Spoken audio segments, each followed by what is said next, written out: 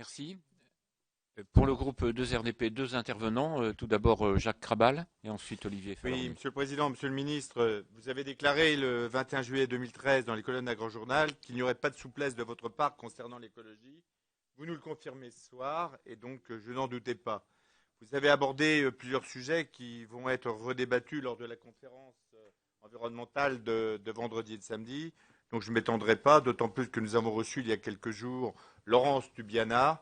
Je voudrais revenir sur un sujet que vous avez abordé à bras-le-corps et au cours de cette discussion concernant les gaz et huiles de schiste. Vous réaffirmez qu'il n'y aura pas de remise en cause de la loi de juillet 2012 concernant l'utilisation de la fracturation hydraulique. Pour autant, il y a incompréhension sur le terrain puisque des arrêtés sont donnés par les préfets concernant par exemple le permis de joire, alors que des recherches avaient déjà eu lieu sur des hydrocarbures conventionnels. J'aimerais savoir si vous comptez signer d'autres permis, par exemple dans le sud de l'Aisne, le permis de Soissons ou ailleurs.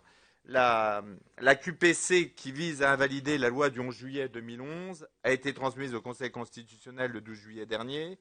La décision de ce Conseil constitutionnel devrait plus tarder. Au cas où cette QPC serait validée, quelle parade vous proposez?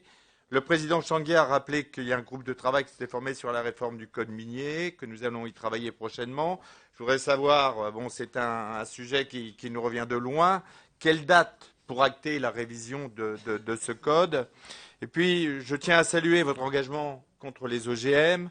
Le lien protection de l'environnement et protection de la santé est de plus en plus fort. La santé est la préoccupation essentielle de nos concitoyens. Alors, quelle politique comptez-vous mettre en œuvre pour limiter les émissions de particules fines, cause de 42 000 morts prématurées, sujet que nous avons abordé lors du dernier débat sur la qualité de l'air?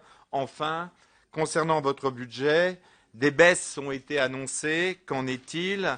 Surtout tout ce qui touche à la protection nucléaire. Est-ce que l'ASN, l'IRSN seront concernés par ces baisses budgétaires?